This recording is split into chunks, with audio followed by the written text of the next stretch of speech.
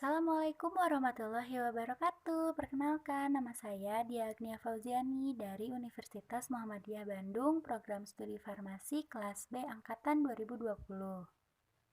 Pada podcast ini, saya akan membahas tentang perkembangan ilmu farmasi di Indonesia.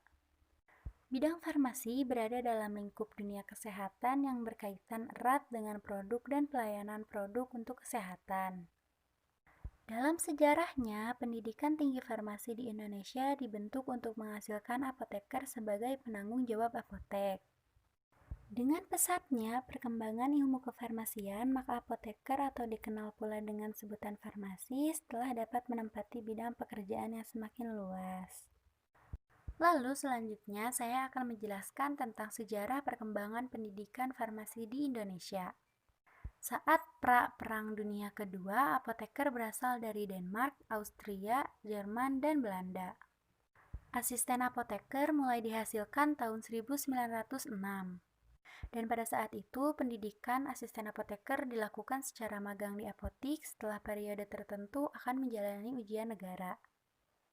Pada tahun 1918, dibangunlah sekolah asisten apoteker yang pertama dengan penerimaan murid lulusan MULO bagian B atau setingkat dengan SMP. Pada tahun 1937, jumlah apotik di seluruh Indonesia hanya 37. Pada saat 1941, apoteker warga negara asing meninggalkan Indonesia sehingga terdapat kekosongan apotik. Dan pada zaman kedudukan Jepang mulai dirintis pendidikan tinggi farmasi dengan nama Yuka Gaku. Selanjutnya pada 1946 didirikanlah perguruan tinggi ahli obat di Klaten dan Fakultas Farmasi di Universitas Gadjah Mada di Yogyakarta. Lalu pada 1947 juga diadakan jurusan farmasi di Fakultas Ilmu Pengetahuan dan Ilmu Alam. Juga diadakan jurusan farmasi di Institut Teknologi Bandung pada tanggal 2 Mei 1959.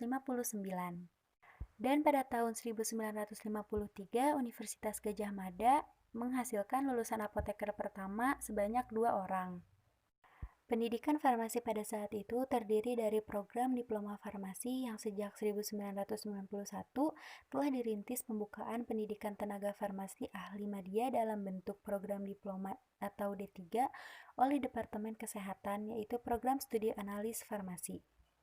Lalu ada pendidikan tinggi farmasi yang menjadi tantangan pembangunan di bidang kesehatan, khususnya dalam bidang farmasi, yang menghasilkan lulusan pendidikan tinggi yang memenuhi standar profesi apoteker atau standar operating procedure atau yang disebut dengan SOP.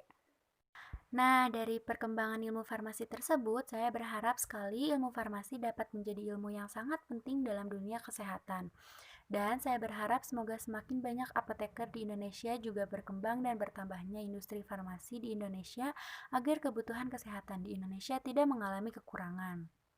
Dan juga saya sebagai mahasiswi di program studi farmasi berharap semoga saya bisa menjadi apoteker dan membangun usaha apotek juga mengembangkan kefarmasian di Indonesia.